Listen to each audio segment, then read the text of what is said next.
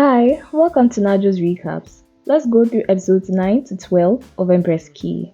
The Empress Dowager begs Togon to shag Ohjin by convincing him with thoughts of revenge for his father and his dead brother. Meanwhile, the Empress's maid tells her to try to seduce the Emperor, but she refuses, saying that she's the prettiest and the Emperor wouldn't even look at another woman.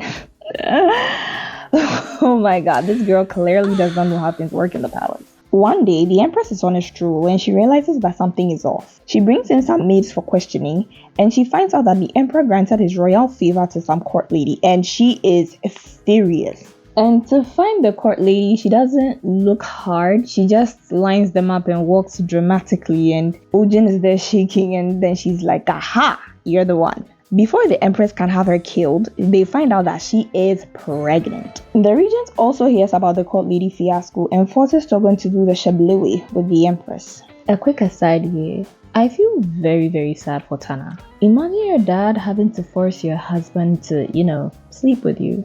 That'd be very sad. Ki tries to kill Togon again and is caught this time by Ohjin. Ohjin explains to Ki that she doesn't care about why she wants to kill the Emperor, but she cannot allow it. There are like 1 billion Koryo servants in the palace, and Ki shouldn't allow her revenge to cause the deaths of others. Long story short, she cannot kill the Emperor because if she does, all of the Koryo servants will be killed. At the border, the duel starts and Wang Yu wins. He is given command of the Koryo men. Through some intel, we learn the name of the tech leader, Batolu. Wang Yu plans to work with the techs against the Yuan, seeing as it's the Yuans who have an issue with the techs and no Koryo, so why fight someone else's war? To effectively control the kingdom, the regent made sure that Togon received little to no education. He's illiterate, and this allows the regent to do pretty much anything he wants. Devastated about Ohjin's pregnancy, the Empress comes up with a plan to get rid of the baby. After the weirdest test of loyalty ever in the history of mankind, she ends up picking Ki. So while the Emperor is on a stroll, they take a lot of strolls in this palace. Is it that they have nothing to do? Anyways, while the Emperor is on a stroll, he spots Ki and Tanashiri together, and that makes him suspect that Ki and Sunyang are the same person. At the border, Wang Yu ambushes the Turks and kills their leader Batolu. Word reaches Batolu's daughter about his death, and she vows to take revenge. Let's take some seconds to admire this beautiful girl. She's one of the most beautiful actresses in this K-drama, in my opinion. And I mean, I'm rewatching this and y'all get it. I am moving on. Ki is asked by the Empress to add bits of laurel extract to Ohjin's food in exchange for her freedom. This poison is only fatal to the baby and not the mother. As such, she would miscarry and nothing would lead back to the Empress. To make sure that Ohjin takes the poison, she asks her to come and have snacks at her palace every day and even instructs Ohjin's trustworthy staff, wink wink, to prepare the snacks. One day, after the Empress meets up with Ki, Tanashiri sees her leaving the palace and he knows that something's up. You see, because of his history with Ki, he knows that Ki would never willingly help him or one of his people. So he plays it safe by asking Yonghua to also poison Ohjin. While all this is going on, Togon finds out that Ki and Sunyang are the same person.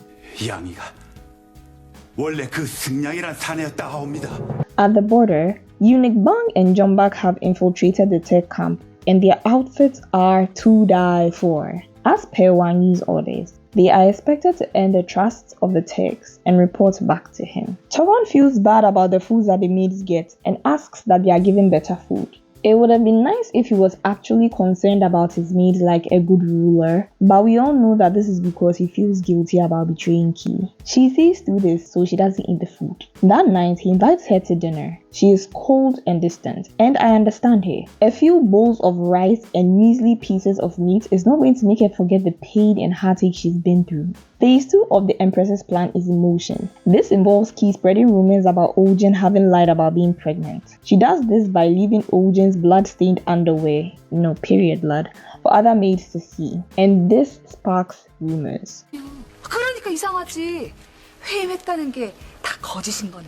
These rumors reach the Empress Dowager and she senses that the Empress is behind this. The Empress also mentions to have Ohjin re-examined out of the blue to quash the rumors. She is suspicious of Yeonghwa, has her watched. What strikes me about these K-dramas is the fact that the servants are always giving silent looks and nods whenever they are asked to do things. How on earth are you going to keep a secret by doing that? Anyways, Ki finds out that Yeonghwa has been recruited by Tanashiri, and she casually talks about, Operation Kill the Baby. And Yeonghwa spills everything. 너가 한 게 뭐 있다고? 뭐 있다니? 탁꽃나무 꽃이며 탕약이며 내가 다 먹였어. Just like that, she's dumb. On her way to the Empress's palace to be re-examined, Ohjin passes out, and the Emperor orders that the examination be stopped. Later, the Empress Dowager has Ohjin checked secretly, and the doctor determines that she is in fact not pregnant. Now, there are only two possibilities. Either the doctor misdiagnosed her the first time, or she managed to fool everybody. Either ways, the Empress amps up the pressure by telling her dad to force Togon to order the re-examination. And the Empress Dowager in opposition strips to beg the Emperor to not allow it.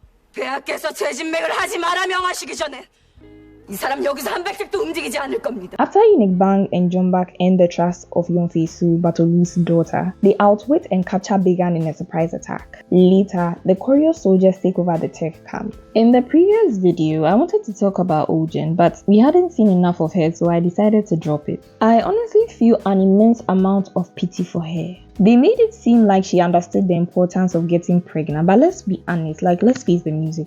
I don't think she would have wished that upon herself if she had the choice. She was almost killed and has had to maneuver her way around this whole pregnancy poison plot. All I'm saying is I feel for her. Going back to Operation Kill the Baby, it was a well thought out plan to me. I admire the kill in plain sight tactic and thumbs up to the Empress because this is her first harem scheme. About the Empress Dowager, she and Tanashiri are going to claw at each other's necks for control of the inner court, and I am thrilled about how all this is going to go down. I love a good power struggle every now and then. So I want to use some few seconds to kindly ask y'all to subscribe if y'all like my content. It helps me know that my audience likes what I'm giving out. Till next time, thanks for watching.